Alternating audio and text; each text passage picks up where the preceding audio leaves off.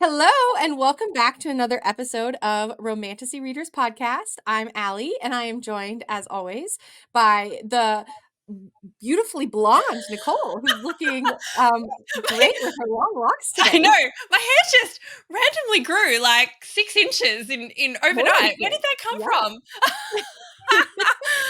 I did buy you get those on like Instagram. I'll always get, the ads Oh, that come up and they have all yeah. these like little like weave connections. You can just like halo extension you can add in. And I've been seeing it and I was like, I'm just gonna give it a try. And look, it's pretty long. Like I'm They're like, this long. is probably a Yeah, little longer they're than I long. go. And I went the second shortest length. But anyway, but the color match is pretty good. Like I'm Yeah, just it like, does. yeah. So anyway, I'm in my long luscious locks today. I'm just bringing it for the Nice. podcast. Got to look a little bit Love it. glam. I often get got by Instagram ads. So no shame here. If I could like try out, see, I mean, I don't really need extensions, and that's the problem is extensions don't work when you have super curly hair like this. But Yes. what I would love to have is like if I could put one of those things in like the little halos, but then it has like a cool pink. And then I can just like try Yes. out You could like get a some pop little of like a highlights. color. Yeah, that would be cool, but then, like, the curl I'd have to, like, straighten my hair or curl it, and, like, that Yeah. seems like so much effort, so, Yeah. yeah. Yeah. Yeah. Anyway, what are you reading this week? What you been I reading? am, oh my gosh. So I have like let Ali down because so first I'd read Bride and then I was saying to Ali, I'm like, oh my God, you've got to read Bride. This is the best book ever. And then I should have just gone back and read it again. But I also had Spark of the Everflame sitting there and I was just like, I've been saying I'm going to read this forever. I'm just going to finally pick it up and read it. And oh my God. Oh my God, I have not stopped reading. I have just devoured this entire book in a couple of days. It's, I was just saying to Ali, it's everything. It's like your traditional romantasy, but hitting all those sweet spots, all the things that I love in romantasy. It is just boom, boom, Shadow Daddy, just like every little thing. And when things happen, I just kind of giggle in delight and just go, oh my God, it's happening. So I'm extremely excited. It's an amazing book, and I cannot wait to read the rest of the series. I can't wait to talk about it. But I'm Yeah. going to put myself in bride mode today and go back a book. And, and I love that, like, Bride, which we'll talk about in a bit, but it's such a modern kind of romantasy. It's such a Mhm. different take. I think where you've got Spark of the Everflame, that's a really traditional romantasy and has all those traditional tropes that we love and everything. Bride is set in a completely different world, much more of a modern world, but it's done so well. So, so well. So very excited to talk Yeah. about that as well. I'm excited. Just so everyone knows, Nicole and I had agreed that we would do Spark of the Everflame on this podcast. And so we were waiting to read it so that till we had the time. We've had a lot going on. We've done a lot of really exciting like author interviews. And then Nicole was like, "Oh, well, I started Spark of the Everflame." Literally the day after she told me to read Bride. So I was like, "Okay, I guess I got to get through Bride and then I got to also start Spark of the Everflame." So I have like a very Nicole dictates what I read. I know. It's only And fair normally because you're I ahead of me. yeah, Normally, you know, like, I you're was the like, I fast feel like reader and I'm the slow one. But here I am just charging ahead. You poor thing. You have to, like, you're like, I'm up till 4:30. I'm still reading, Nicole, because I can't stop. yeah, I stayed up so late reading Bride. So way too late, way too late. I've been so tired this whole week because of it. I literally started my week on Monday, staying up till 4:30 in the morning reading Bride. If that's any indication how much we liked it. But it's only fair because I do feel like a couple months ago I was doing the same thing to you, where I was just like, you have to read this, and now you have to read this. And I scheduled this author interview for us, so now you got to read this in like 3 days. So you're paying me back. You're paying me That's it. back. That's it. Yeah. I actually, in addition to reading Bride, I feel like I've talked about this on a couple episodes, but I finally finished the Touch of Chaos series, the Hades and Persephone series by Scarlett St. Yes. Clair. Yes. I read all 4 books. There is this like companion series called like that's a game of that's told from Hades' perspective. I think there's 2 or 3 of them, and it's clear that there were some things that happened in Hades' life that kind of come into play in the fourth book that I missed out on, Mhm. but I didn't read them, and I don't think I will read them. The books were good. They were okay, I would say. I thought the first one was really good. Like, the first one was a 4 star for me. The rest of them kinda petered after that. It's like, Aw, it just kinda became the same thing, and they yeah. continued to have the same miscommunication. It was miscommunication issues, which kind of annoys me sometimes. Yes. But I listened to it while I was doing yard work, and I'll honestly, I'll read anything if I'm listening to it. Yeah, So, yeah, I got through all 100%. 4. Yeah, yeah. But no, it's interesting, isn't it? It's like s keeping that spark alive throughout a series and not just rehashing Yeah. the same tropes over and over again, because it does get a bit long in the tooth if it's done too much. So you sort of and I can't yeah, and I think that's where Spark of the Everflame is really good. I'm not gonna say too much about it because you haven't read it yet, but I think Spark of the Everflame is doing a really good slow burn, and delivering it in a way that is just sustaining the burn in a really good way. Okay, okay. Good to know. So if you're listening to this and you haven't read Spark of the Everflame yet, start reading it, Yeah, because like otherwise highly you're gonna be recommend it. behind. 100%. And it's and It instead goes it's into that just like thread. on Kindle Unlimited. Like so you can Yeah. literally go get it like for free. The whole Mhm, series. Insane. mhm, mhm. So good. All right. Yeah. All Feeling right, so today I'm really excited because we're trying out something a little bit new. Nicole and I have always done this podcast. We just kind of winged it, if you couldn't tell. In a good way. I think it works for us because we have really great, like we banter and we talk. But now that we're through like Fourth Wing and Iron Flame and doing those like deep dive theory things, we have a lot of one-off books that we want to talk about. And there's not always theories to talk about, or multi-episode kind of things to talk about. So we're going to add a little bit of structure today, where we have a couple different categories that we go through. And I'm excited. I'm really excited about these categories. I think some of them are really fun. yeah. Um, The reality is there's only I mean, Sarah J. Maas releases a book like every 2 bloody years and and you know, we just as much as we want to stay in Fourth Wing land in Sarah J. Maas, is just not going to be there forever. And there's so many amazing romantic books out there, yeah, romance books. We want to bring them to you. We want to be talking about them, and we want to do it in a structure that we answer your questions and get you excited. We've always had a little bit of structure, but we'd vary it up every week. We'd kind of be like, right, this week we're going to ask these questions, and this week we're going to ask these questions. We're going to try and think about some big questions that you kind of want to know every week and you want to know about yeah. every book. And also so you can compare them side by side and you might figure out which ones are more of a priority than others. So hopefully it'll be helpful and make it easier to pick your next read. Yeah, yeah, hopefully. All right, so without further ado, we're going to talk about this. The book we're talking about today, obviously, is Bride by Ali Hazelwood. Ali Hazelwood she mostly writes romance. So this is kind Yeah. of like a different space for her where it's sort Yeah. of getting those fantasy elements. Maybe I think she characterized it as a paranormal. Mm, Um, which is interesting. I wouldn't classify it that way at all. I think of paranormal as being like ghosts, not vampires and werewolves, but maybe it's just like that's a better way to categorize it for her yeah, I readers. guess that's what it falls into.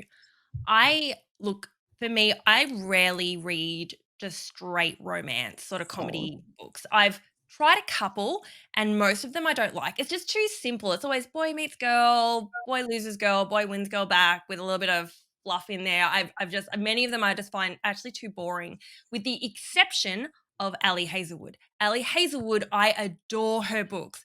I so I think I tried what was it? Love Hound. I've got it here.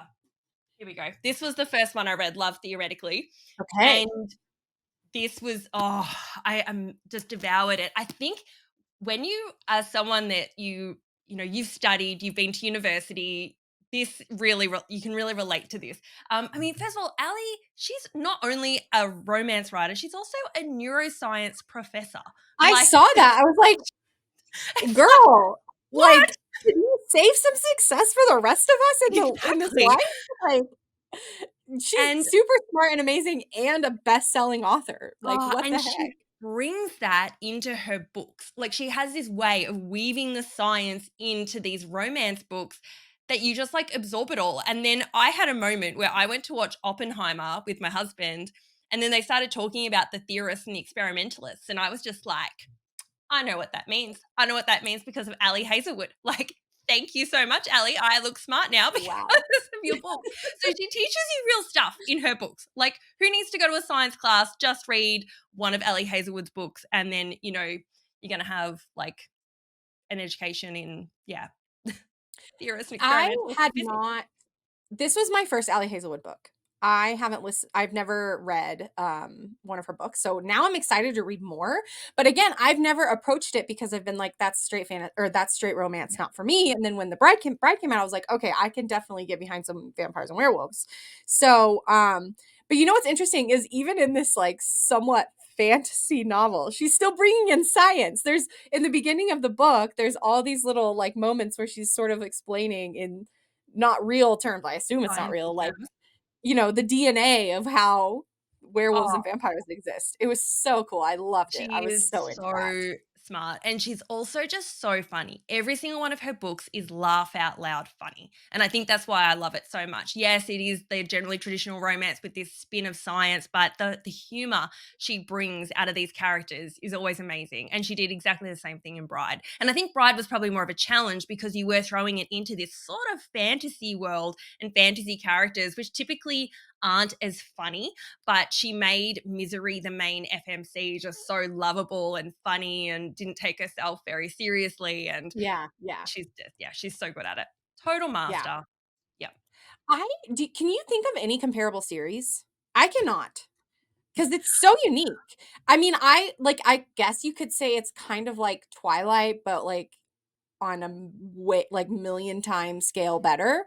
Yeah. But even that, like, it's not really like, there's nothing that I can think of that's similar. Yeah, we haven't. I mean, this isn't a ugh, like What We Do in the Shadows, like, which is a TV series and I movies. love It's that TV not show. Yeah.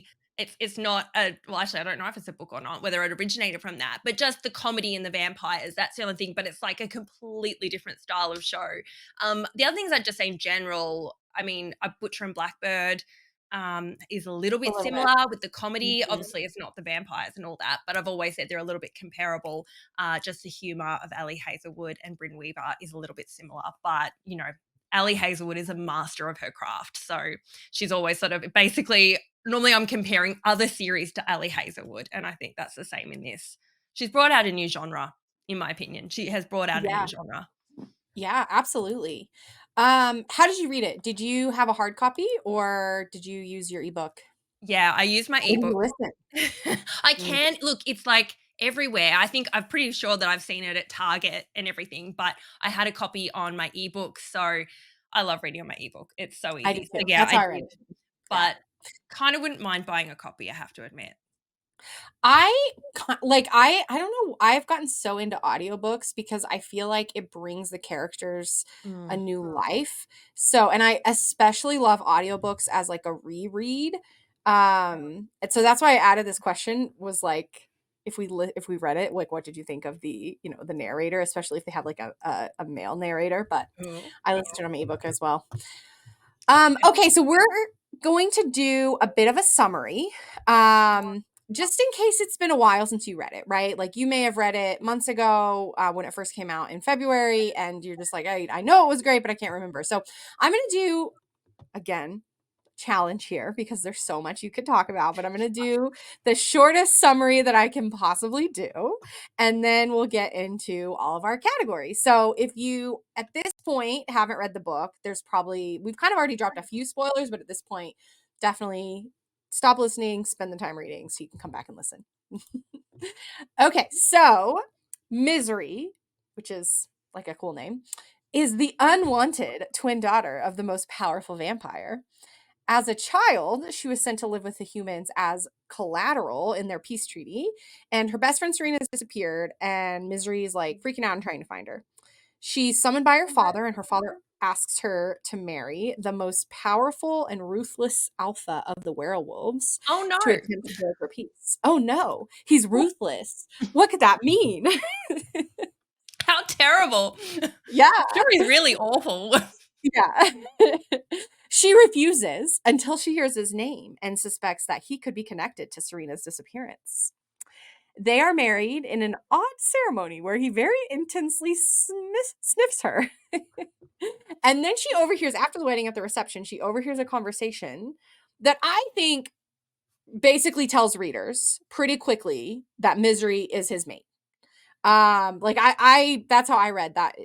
conversation, which I think was intentional because then it ups the tension, right? The romantic tension for the whole Yeah, time. yeah, Yeah. and I Leaves her have to call alone to out figure it out. that smelling scene, all I could see was Twilight and Edward smelling, like, that whole Yes. Oh my God. Oh my God. I had I forgotten mean, about that. But like hopefully a as bit soon as more you did that, it got sexy into than my that, brain. but it had that, especially because, sorry, I'm pulling away from what you're saying, but, Yeah. Misery It's going, like, "Oh my god, I must smell so bad to him." Like, how I terrible. know. She's so convinced that she smells terrible is how she takes this, which is hilarious. So, okay, so Misery goes to live with the werewolves after they're married, and she slowly comes to like her husband Lo, his little sister Anna, and his most trusted seconds. They have a pretty good relationship. I really like all of the scenes in the house, and we'll talk about, kind of the awesome Yeah. comedy and relationships. There are some great spice scenes as they slowly fall in love, including some sexy blood sucking if you're into that, and hilarious conversations where Misery is trying to better understand what happens when she drinks Lo's blood because she wasn't really raised with vampires, which I think creates a lot of comedy here. Mhm, mhm. Um, After Misery realizes that she is Lo's mate and she asks him, he confuses everyone, readers included, by saying that she's wrong and he doesn't think of her that way. And it like breaks our hearts and Misery's hearts into a million Yeah. pieces. She's then promptly captured and drugged by the were that she thought she could trust the most, her favorite of Lo's seconds, which is really heartbreaking and sad. Mhm. Yeah. Yeah. Um, Misery discovers that Serena was captured by the same people because Misery is taken to this like weird attic and Serena's there, and that's exciting, but they're captured. And after they catch up and escape, they catch up and they escape only to discover that they're in the vampire tower that Misery grew up in. So it's very confusing because they're Yes, like, it is "Ooh, very confusing. I was werewolf." extremely confused as a I reader. was too. They're taken to Misery's father's office where he explains that he is behind Serena's capture because she is a half human, half were. And he is behind attempts to capture Anna, Lo's sister, who is also a half human, half were. And he's behind poisoning Misery. What a jerk. Yeah. Lo shows up. Serena and Lo shift and fuck everyone up. That's Mhm. the only way I can take it. And they take control. Misery's twin brother, proves that he's better than we thought, and he wants to unite all the species, and he wants to take over his father's position. Uh, Misery then returns to Lo and demands that he accepts that she loves him. He does, and he finally admits that they're mates. There is some more excellent spice, and then everything ends happily ever after. But not before Lo's best friend, Cohen, realizes that Serena is his mate. All right. How did I do? Oh, Did I capture it all? good, good. Yeah, you covered the priorities. You covered the priority areas, which is good. Like, it's so easy to go into more detail into like Yeah, all the little ins and outs and how the there's so slow much more burn to kind know. of happened, the forced proximity.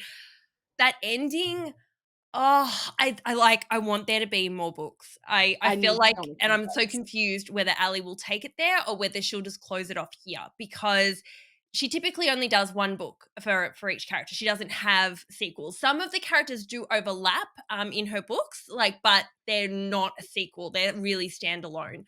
So I am desperate to know if we're still going to get more of Lo and Misery because I need more. Even though she did kind of give us an ending, I feel like there's still more that we could get from their story. So, I feel like there's plot there too. Like there's conflict. They're now together, but they're navigating what that means to be like mates. yeah. There's Emery, who's they got to defeat. There's all of the conflict and challenges of uniting all the species. Yeah. Like I can easily see the next book and what it would be about. So I'm just going to be really interested if we get an actual full-blown series, how that happens, or if we just hear about some of that stuff through a book where the main characters are really like Cohen and Serena, or yeah, Cohen and Serena. Yeah. Um, But Look, typical Ali I agree. Hazelwood, she'll definitely do Cohen and Serena. Like, that would be pretty typical for what she would do.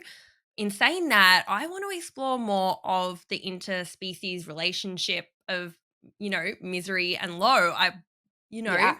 there's some aspects there that I'm very curious about. Mhm. Mhm. I was saying to Ali, and I'm going to jump into it now. I want a pregnancy trope in this book. I want to see a little half vampire, half were baby. As soon as they're like, oh, we can't get pregnant because, we're different species, I'm just like, really? Because it seems pretty hot. Seems pretty hot. I feel like you can get pregnant. I don't like to believe it. I feel like something's gonna happen. So Something's gonna I happen. I kind of want to see that. Even though I have stated on this podcast many times and very firmly that I hate the pregnancy trope, I would be into it here. I would be so into it here because I want to see what happens. I want to see, like, are they where? Are they vampire? Like, what are they? Do they have both? Like, it would be so cool. So I'm into that actually. Mhm. Yeah. I would like it. Or ooh, what if they were like they had twins and then like one of the twins was a vampire and one of the twins was a Ooh, werewolf? How cool that'd would be that so be? cool. That would be so Yeah, cool. there's so many places like it would actually be a really cool part of the story, and it's kind of, yeah, it would just add to the story, which I think it makes it worthwhile to actually have that. I Right. think just to have a Right. pregnancy trope for no real reason isn't that great, but to have it where there's a really good purpose behind it kind of would be Mhm. cool. Mhm. Mhm. Absolutely. Um, okay, so I think we've kind of already talked a little bit about this, but what do you feel like makes this romantasy book unique or different from other romantasy books that we've covered?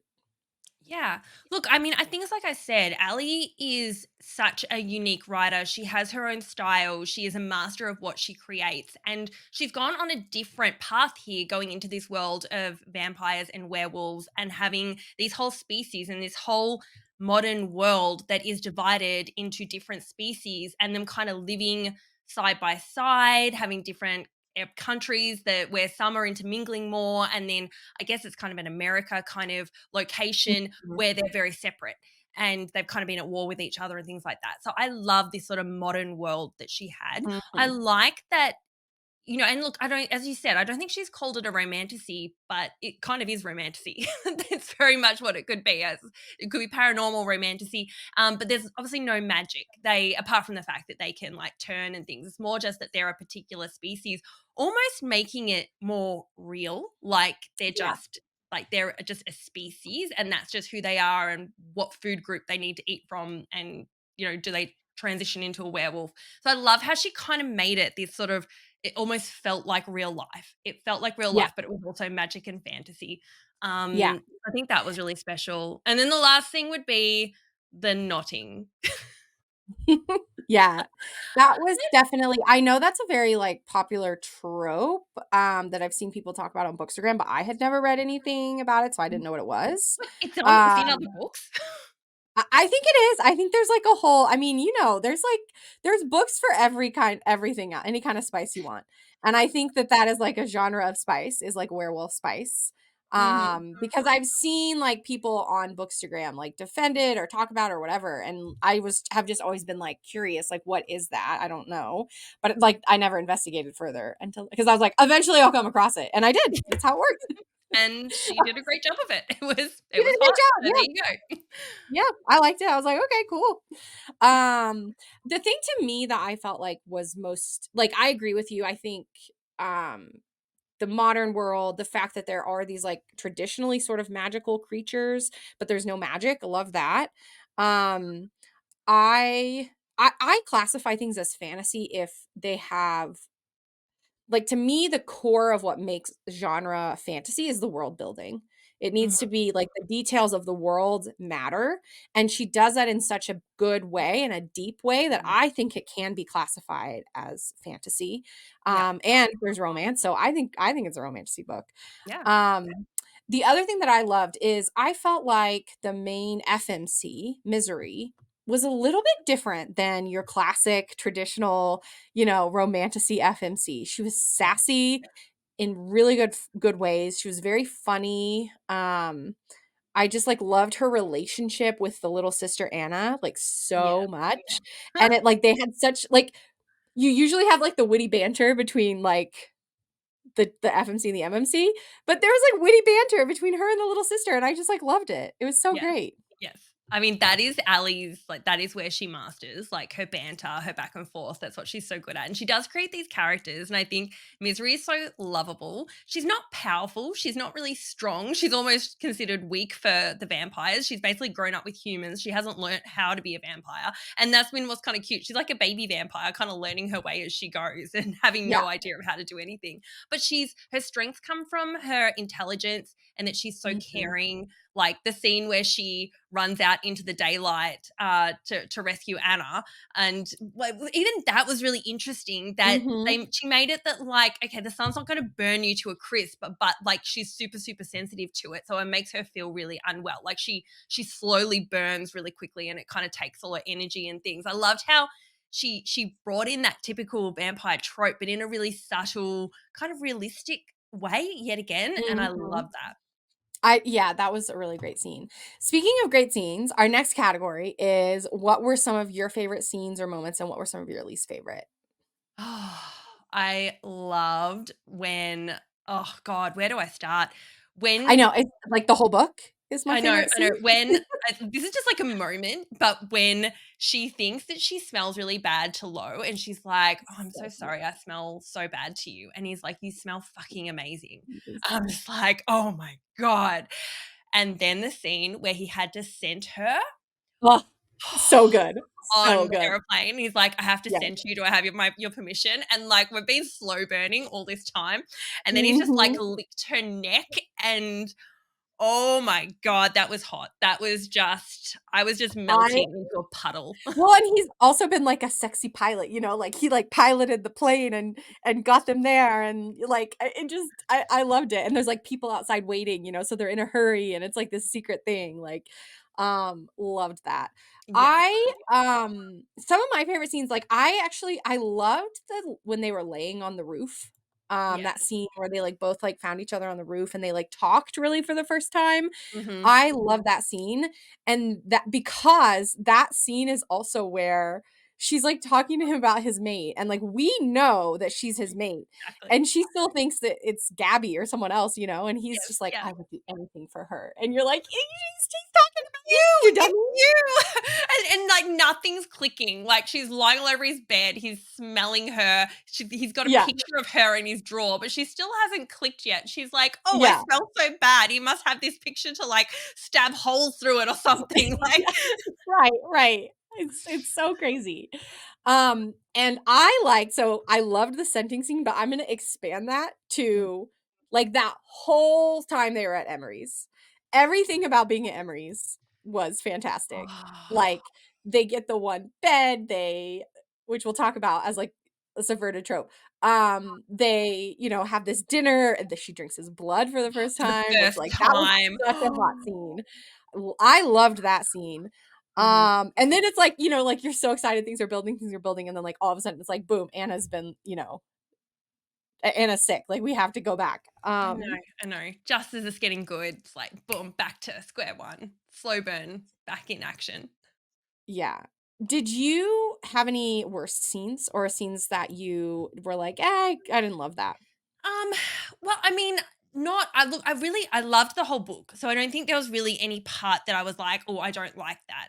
The only I mean, obviously just sort of like when she gets captured and then, things go bad, like that was obviously a scene I didn't enjoy as much. The only thing I maybe wasn't super on board with, this isn't a scene, this was just a part of the story, was their blood being different colors.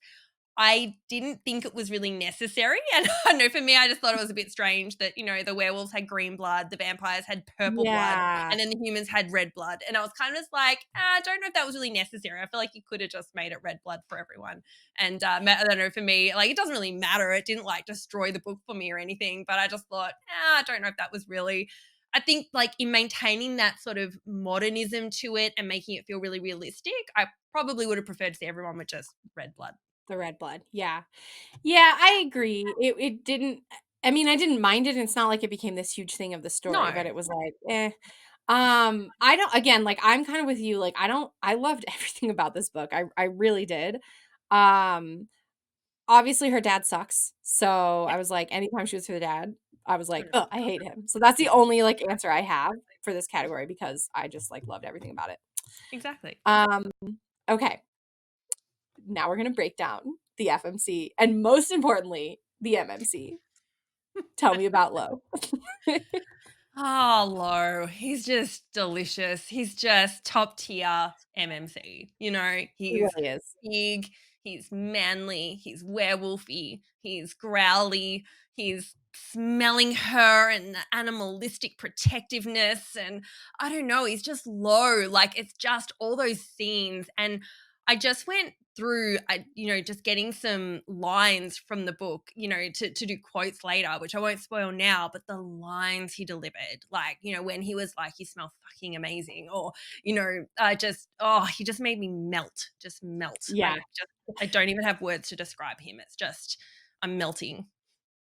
And I love that I feel like when we get like the brooding archetype a lot, they don't like that's kind of all they have. Like they just have this tragic past and that's what makes them brooding. But actually, he kind of had a tragic past, but he also had a full life. I love that he was like an architect and loved to draw and you know, really care like I don't know, I thought that there was a little bit of like uniqueness to his backstory that you don't always get in the MMC in a romantasy that made Yeah. him extra, just like when he at the end when he's like, I think I'm gonna draw again. It's like, oh yay, Lo, you're gonna I draw. I know, he's got this soft side, which really comes out with Anna, and he obviously goes Mhm. softer again, with Misery, and Yeah. he does have that complexity, and he sort of only really got into that way once he became alpha. Like, he sort of seemed like he wasn't like that until he had to step up to that role and go, "Right, this is how I've gotta be," and he did that to protect the people that he loves, and yeah, but he's as I said, I honestly barely have words for Lo because I just love him so much. So Oh my god, I was just thinking another one of my favorite scenes, tangents as we do, is when so he's like making a peanut butter and jelly sandwich and she's like revealing that she likes peanut butter, which is just again like such a funny it's yes, so I funny and like know. her being embarrassed, like don't tell anyone that I'm a vampire who likes peanut butter. Like it's just funny. It's so Um funny. it's so funny. And then Anna shows up and you find out that like this peanut butter and jelly was for Anna. And he's like, "Did you?" She's like, "Did you cut the crusts off?" And he's like, "Yes, of course, love." And I'm just like, "Oh, I'm melting. It's so sweet." I loved the peanut butter scene. I loved it so much. Like when she's just like snuck it in and then she's feeling so guilty and dirty and like she's just done the worst thing in the world. And then he's I know. just like pushing it towards her Pushing and it just like towards her. Yeah. you give in to your cravings. Yeah. Have your A lot peanut of butter. And then the next day there's like peanut butter in her blood fridge.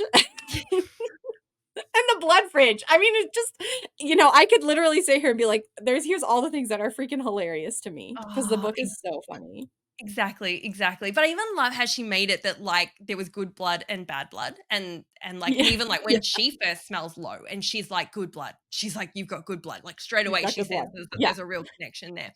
But then when she sort of says that the blood bags really have no flavor, and then of course Lo when she gets to taste Lo, well he tastes quite different. His tastes great, yeah. And she, like, when she has her blood in front of him for the first time at Emery's, she, like, puts her straw in, and she's, like, proud of herself that she, like, does this, like, thing that, humans take forever to do, but that she does it in 2 minutes, she's like, "Ah, yes, very efficient." So funny. She's so cute. Um, I know, and they had such great chemistry as characters Mhm. right from the get-go. Like, I really felt that Lo understood Misery and Misery really understood him, um, in such deep ways. Like, I don't know, I thought they had really good chemistry. Yeah, yeah, they were just like well, it was just like they were made for each other. Like she had which I will say is probably an Ali Hazelwood typical kind of FMC. They're all got a Mhm. relative, they're smart, they're intelligent, they're funny, they don't take themselves too seriously. They yeah, they tend to make fun of things and they have that little bit sometimes quieter, quirkier, introverted sort of personality type that then that combination then with the big alpha male that's super protective. And as you said, it's not the typical romantasy where the woman's like, kind of finding their strength and is really good at fighting and, and then has Yeah. magical powers. And then there's like, oh my God, I'm not worthy. Like, whereas this is more like, it was like an equal partnership. It was like, and it was, Mhm. Mhm. yeah, it just yeah, they had an awesome relationship. Loved it. Yeah. Okay. I feel like there's only one answer here, but who's your favorite secondary character? Yeah, it's got to be Anna. You It has to can't be like Anna. she's It has to so be cute, Anna. and I love because sometimes kids in these books are not good. Like they're not funny, they're not No. Yeah. interesting, they're not purposeful. But Anna's such a cute, quirky little character in herself. She is so like valuable in this story. And Yeah. even because she's a child, she's not afraid of this vampire that's come to live with them. Everyone else is Mhm. like, oh my god, it's a vampire, but she's kind of got this like no fear, and she's like, oh, I just want to get to know you. You seem cute. Braid my hair and let me sleep on you. Yeah. Like it was just So cute. She's like, "I really like your ears," when everyone else is, like, terrified of them, and she's like, "Can I see your fangs?" Like yeah, exactly, exactly. She really just like took that child character and made it part of the story, made it so interesting. And I Mhm. love the scenes where like Anna's just sleeping all over her, like just obviously just picks up I that know. cue that and kids have this ability to do this. They're just like, no, you're not a threat. Like people saying you're a threat, but I can tell you're not a threat. Let me just braid your hair and sleep on you every night, Yeah. like because that's what I Right. feel like doing. The hair braiding scene was so, so cute, and then when he, like, discovers her and her hair is braided and she's like, "I am the victim," like, I thought that was so hilarious. Yeah, exactly. Oh, and even just the scenes where like the wares were like when there was that like bad where I can't remember what his name was, and then he's just like tried to kind of attack her or whatever, and then she ends up defending herself because she does Mhm. have some abilities, and then like Lowe's like pinned her to the wall and thinking that she was the bad one, that she was the perpetrator, and we're like, oh no, Lowe, she wasn't. It was the other guy. He was the bad guy, and then we find out later on that he can actually sense lies, and he He was knew like all along. he knew He was all just trying to along. trick that guy. I Yeah. know. It's like, "Oh my god, I went through so much trauma." Like I know! Like, he is, like, resand levels of strategic, and Yes. calculating, Yes. and I love it. I'm so here for it. I want my MMCs to be, like, brainy and calculating and strategic and, Yeah, you like really that, thinking don't you? about You all like the a bit of things. intelligence with your alpha Yeah, male. I need my intelligence in my alpha males. Um, I feel like that's gonna be, like, a quote that my husband repeats back at me because we Yeah, he's listen gonna to be the like, podcast. "Check me out." Obviously, I'm the Yeah. He's like, "Intelligent alpha male?" And I'll be like, "Well, yeah, mostly." yeah, I had to take what I could get. Yeah. Okay. I'm so excited for this. So we're gonna do a category every time where we talk about some of our favorite quotes. And I could have pulled so many of these as I was reading my binge till 4:30 a.m. I was just like highlighting in my Kindle. And then I went back a couple days later to pull them and I had highlighted like 30 quotes. So I tried to narrow it down. Um, you go first though. What is one of your favorite quotes? Because I know Okay. you don't I have mean, just one. they're all low, by the way. Like nothing but Yeah. low here in these quote lines. Shall I do like no, I'll just try a voice. I'm not even going to pretend to make it like a sexy voice. But anyway, I'll just give a voice and hopefully it's okay. Okay. Maybe you're not meant for me the way I'm meant for you, but I'm going to choose you anyway, over and over and over again. Oh, I love that. That is such a good quote. There's It's so many so good good. lines. Oh, Mhm. How about you? So, I picked, like, a funny one that just, like, literally made me laugh aloud at 3 in the morning, and then I picked, like, your classic romanticy quote. So, the funny one that made me laugh aloud is Misery says, "Could we kiss?" And Lo's like, "What?" And then she says, "Well, we haven't yet. It'd be nice if we did at some point." And you realize this is after they've had, like, their first sexy time, and it's so funny because you realize, like, oh my god, they haven't even kissed yet, and, like, it's Just just I thought yeah, it they're was too so busy funny. drinking blood and stuff like that. So Mhm, mhm, mhm, and other things. that's right. Yeah. All right, my next one is where Misery saying, "My smell. Do I smell like?" And then he says, "Mine." It's a rumble in his throat. "You smell like you're my Misery." And I'm just like, and they when they use Ooh, words like mine, I'm just like, yes, I know. please, and thank you, and That yes. word get that's one of the things that gets me too, and I don't know why. If my husband ever said that to me, I would be like, no, I'm not. Yeah, exactly. You'd be like, go away. Like, it has Go to be away. said by the right I person. belong to you." Yeah, it needs to be said by a fictional character. Exactly. When it's said like that at the right time, the right moment, it's like my clothes are coming off, like, Yeah, immediately, like, they're just falling immediately. off. It's like, "Yes, I'm yours, take me." Yes, please. Okay, so this is from one of my favorite scenes, which is the roof scene, but this is Low. And he says, this is kind of a long quote, but it's just so good. I had to read it all. I would take anything she chose to give me, the tiniest fraction of her entire world. I would take her for a single night, knowing that I'd lose her by morning, and I would hold on to her and never let go. I would take her healthy or sick or tired or angry or strong, and it would be my fucking privilege. I would take her problems, her gifts, her moods, her passions, her jokes, her body. I would take everything, every last thing, if she chose to give it to me. So Wow, good. whoa, So gosh, good. top That is tier like MMC, top tier. top tier, like you see those videos on Instagram where they're like, my husband just says he loves me, but Risan says, I Yeah, will burn the whole world exactly. for you. This is one Insert of those low things here. to make a video about. And this is in the moment where he's talking about his mate, but she doesn't yet Yeah, know she's his mate. yeah. So we And know we're we know he's talking about her, but she doesn't know. It's so good. And I feel like I've said this on the podcast before, but the reason I have to do like romantasy and not just romance is because, like, obviously I love good spice, but for me it is all about the buildup and the romantic tension that you get. That yes. to me is what makes it, like, this book actually didn't have that many spice scenes, like compared to some other books that we've read. Yeah. It's like maybe three, maybe four. Like, there's Yeah. not that many. But the buildup is just like, Ah.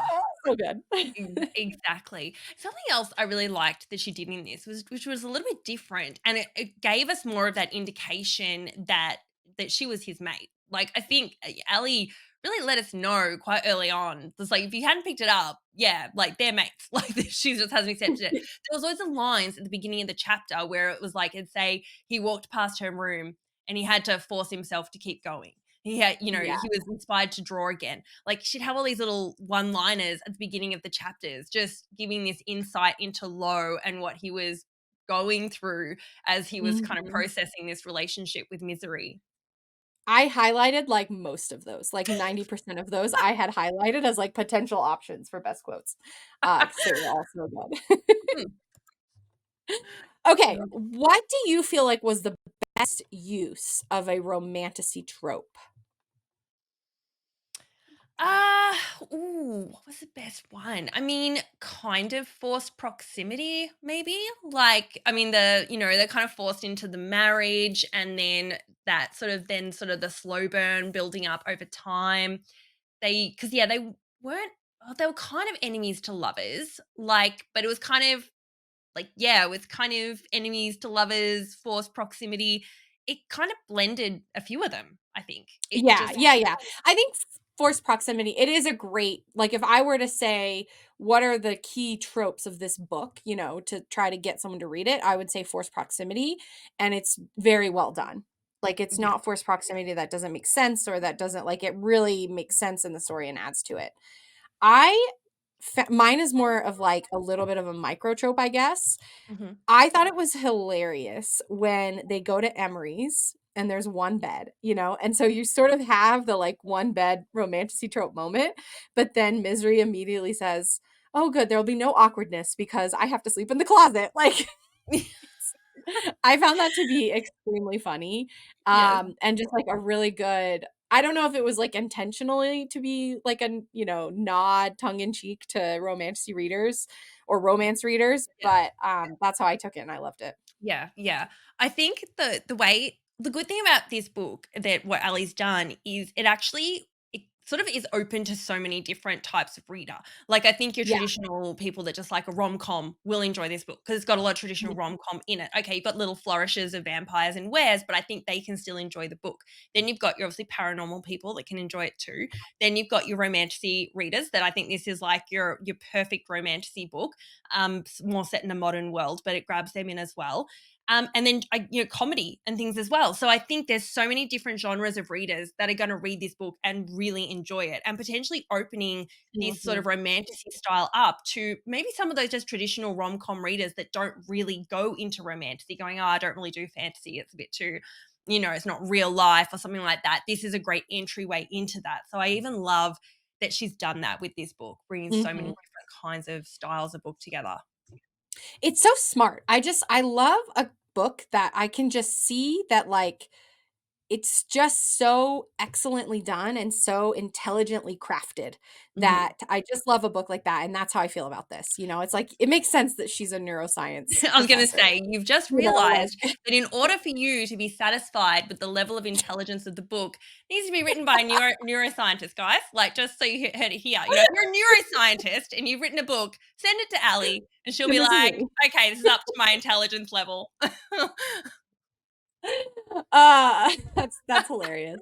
I'm like, "No, that's not true." I'm trying to think of a book that I would say that about, and, like, of course, I'm drawing a blank, but I don't think it's just because of I think there are lots of books out there, but, if No, you I know. are a neuroscientist and you've written a I'm book, please teasing. do I send it to know me. exactly what you mean. I know Yeah. it's even maybe something that we kind of came away from the most recent Danielle Jensen book, that, there were a few things that while we really enjoyed reading the book, when we actually broke it down, there was some really simple sort of Yeah. reasoning for things happening that, while enjoyable, when you actually kind of reviewed it, you were like, oh, that probably, like, they maybe could have done that in a slightly more like smart way. It would have made it a bit more exciting, Mhm. or engaging. Whereas, like, really with this, there's very little to flaw. Like, it's just like so It expertly done. Mhm, mhm. Sarah J. Maas And generally an is like, the Fate Inked in Blood, and again, I love this kind of book, right? yeah, And I think I was praising it at the time, being like, I loved that it was just this straightforward, classic, you know, classically structured romantasy book, predictable, but in the predictability is what makes it so fun, because mhm, you're excited for them to fall in love. It's about the journey they go on.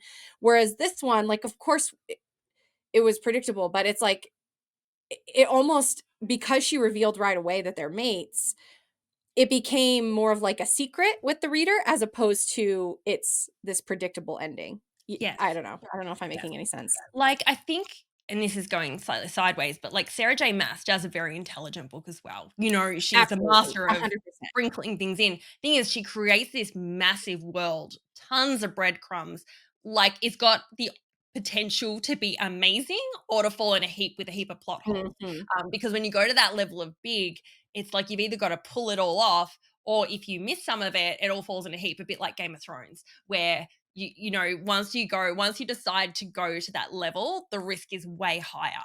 um Mhm. these books are obviously, they're much simpler. You're looking at what, how many, like, yeah, less than 400 pages, so you don't have as much world building and that, I guess, risk to do that. But I think what Ellie does, I know, she achieves so much in such small simple books that theoretically should be simple.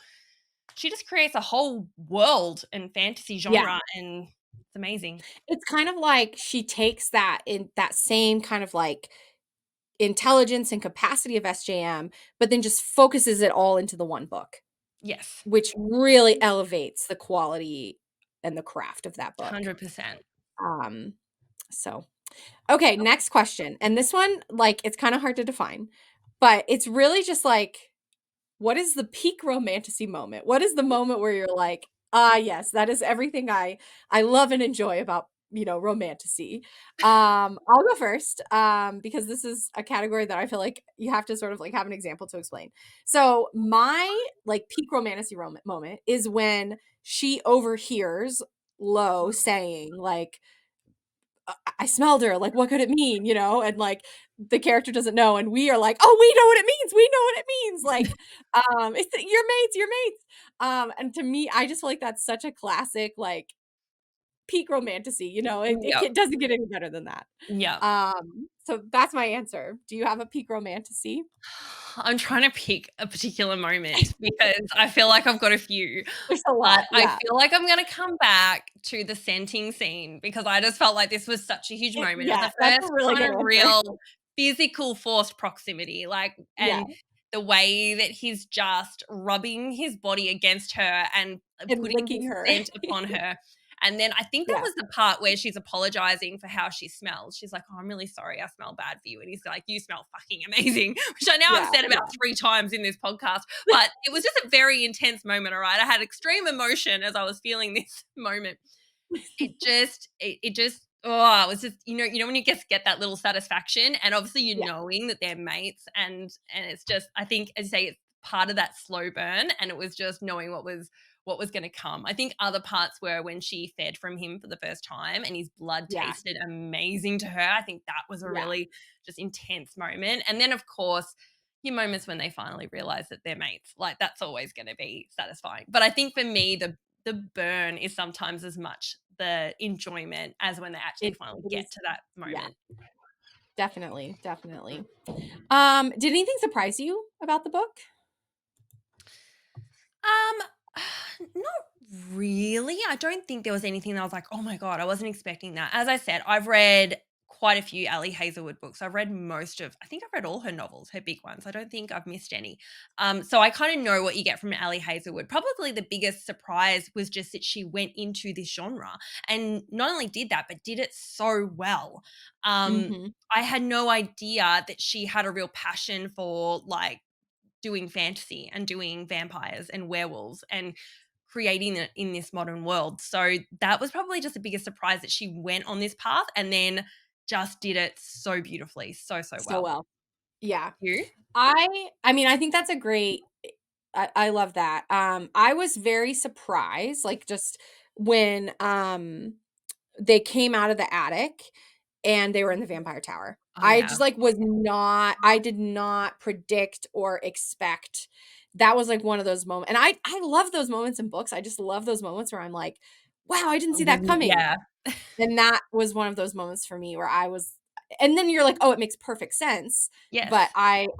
Hadn't I seen was it very coming, surprised that they hadn't were thought working that it could together. be the vampires actually doing this the whole time, even though her dad did Mhm. seem like the most evil character of all the characters.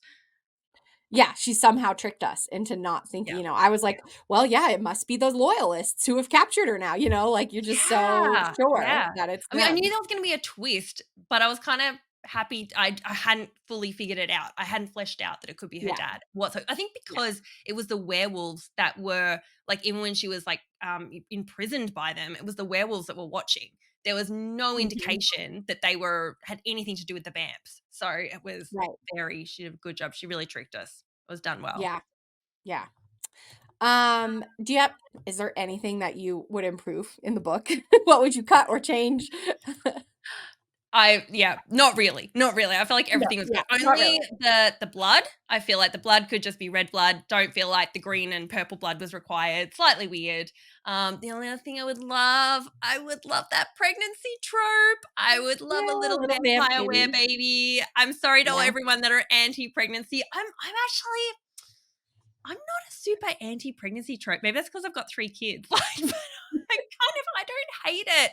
I don't it does, like, take away from the book once they're pregnant, because then the spice isn't very, like, you're a bit like, "Ugh, it's not the same when they're pregnant," but them getting pregnant, I'm kinda like, "That's kinda hot." So, yeah, that's where I'm I at with my pregnancy tropes.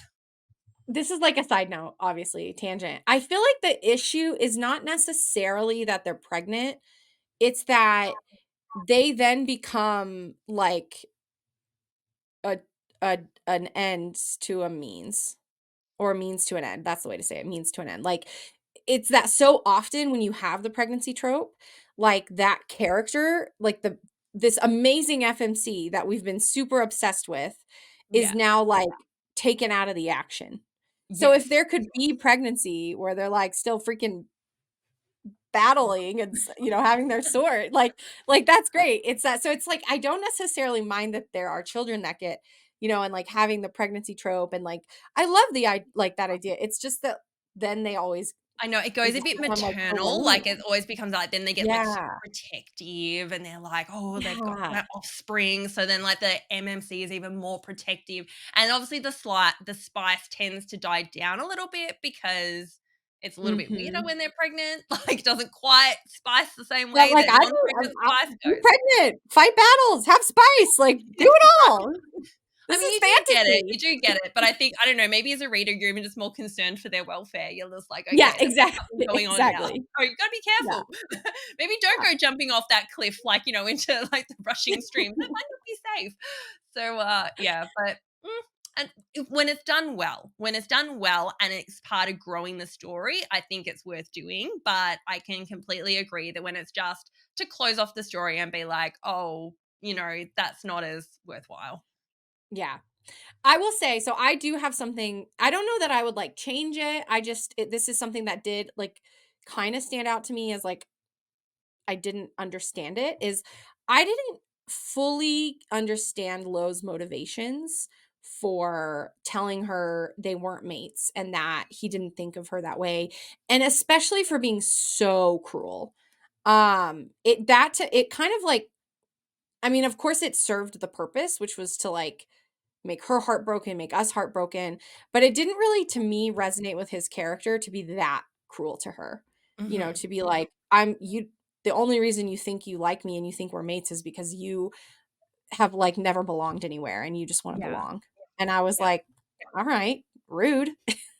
Um, and it's like, I get that he was like, he just didn't want her to feel, like, obligated to be with him or something, but I didn't get why he was so mean. So that was the only thing where, Yeah, like, yeah, I yeah. maybe No, would I have liked totally to know what you mean. understand. Like, he was mainly doing it because he thought, "Oh, she hasn't had her freedom before, and this is gonna tie her down, so I don't want her to feel like she's tied down to anyone and need to, like, give her her freedom." But he did it in a very mean, heartbreaking way that you wouldn't think he'd wanna do to your mate. And he was also worried that, like, because they were in interspecies relationship, that it's sort of, I don't know, sort of wasn't gonna work. He was obviously Yeah. concerned about their ability to be intimate with each other and things like that. So, yeah, but I agree. I feel like I know it added a little bit to the slow burn and made it take longer for them to get to that point, but yeah, maybe didn't have to be quite as mean. Could have just And done it the slow burn in a like, slightly different way.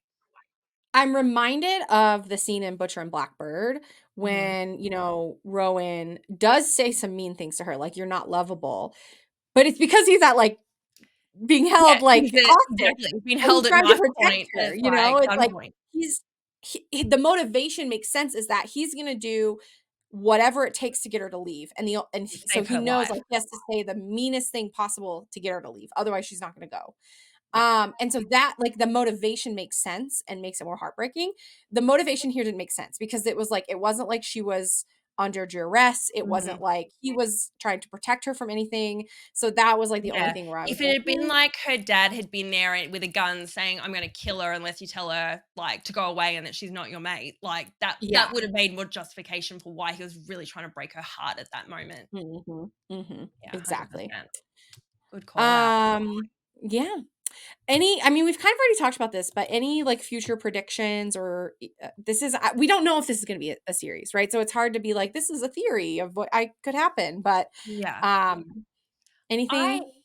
I mean, she's created this beautiful world. She'd be nuts to not proceed with more books. I think for Yeah. sure we're gonna get the Cohen and Serena, like, love I think story so too. now. Yeah. She's totally left that as a little hint. But as we said before, I'm really hoping we still get more of Misery and Low because I don't feel like this story is completely finished. She has done enough with it that she could close it off here. And it's interesting whether she's done that to kind of, I don't know, whether she's kind of left it open to the potential of To it, see whether she's how kind it of does. left enough story there that she could add another sequel that's about these particular characters, but she could also more just go into Cohen and Serena and just kind of go down that typical love story too. So I definitely think we'll get more from this world, and I would like to see probably a few more books. I would love to see at least 3. How about you? Mhm. At least 3.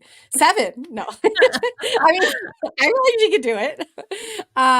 Yeah, I think there's potentially and, like, the book only came out in February. We're recording this in May, early May, and I'm sure this is a very different thing for her. I'm sure there's a part of her that was like, "Why don't I see how this does?" And Mhm. then if it doesn't do well, I move on and I go back to doing what I do, and if it does well, maybe she'll expand it. Yeah. So, I think what I'm really trying to say is everyone go read and talk about this book over and over and over again, so Yeah. Ali Hazelwood will be like, "Okay, I guess I need to write a sequel." Yeah. Well, I even wonder because she did in her blurb at the end talk about how this had always been a passion for her, kind of the fantasy, the Mhm. paranormal. And I wonder if this does really well, even better than her other books, if she will now fully transition, would she go and give us a full-blown romantasy novel, like, Mhm. with all the traditional romantasy tropes? That would All the be stuff. I would amazing. be here for it. I would be Ali here for it. and traditional I mean, this is already there, but then even again would With just be magic. And yeah, so yeah. good. Because again, like, her writing is so good. The Mhm. craft of her writing is so good. Her dialogue is good. Um, and so I think if we put that, we're talking SJM level books if she Exactly, did that, you know? exactly. Okay, final question. Final question, and Okay. this will probably come as no surprise to anyone. What is your final book rating and why?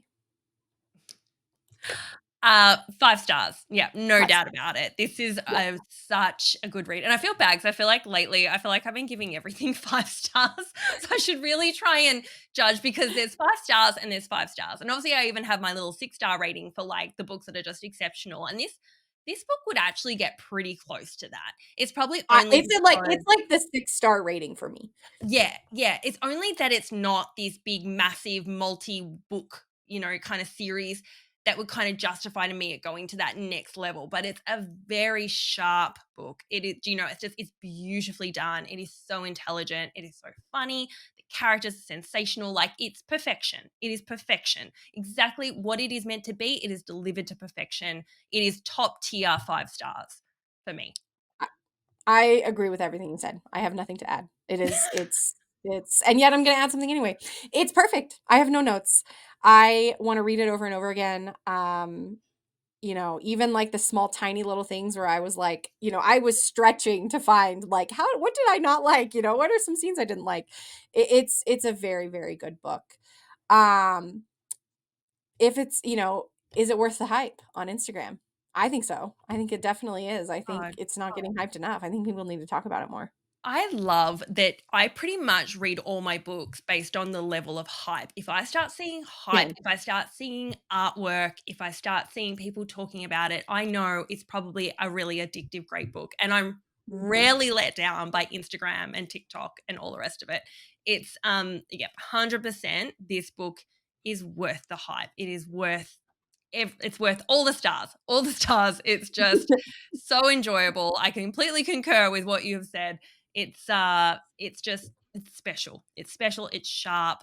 It is just I would say I'm practically without words because I'm just like it's so good. As we sort of spoke about this earlier before the podcast, but it's one of those books that I finished it, I considered just rereading it straight away. And that always says a Immediately. lot to me about how good a book is when you get to the end and you think, I don't want to be out of this world yet. Like, I just want to read it all over again and absorb that all over again. So it's a book that you would reread. And you don't get a lot of those. For me, I don't reread very often. I don't do a lot of So to reading. do Yeah. that is pretty special. Like, I think I'm gonna download the audiobook and put that on at work because, like, I Mhm. don't have to pay as much attention, because I know the plot points, so I'm just there to, like, listen to the vibes, and I think, like, I'm gonna do that because that just sounds fun because, like, I need to stay in that world even while I'm reading a different book when I'm doing actual reading. Yeah, exactly. So Love it. all right. Well, let us know if you like this new structure, if you like this new format. You can answer the Spotify question. You can leave a comment. As always, please, please, please rate, review, and subscribe. It really helps other people find us. And it just makes us happy. I think we're up to like, we've got a handful of ratings out there. Mhm. Um, you can follow us both on our Instagrams, Book Loveaholic, Alley Cats and Books, or Romantic Readers Podcast. And you can email us at romanticreaders@gmail.com. Thank you so much for listening. And we hope you'll be back next week. Bye. Thanks, guys. Bye.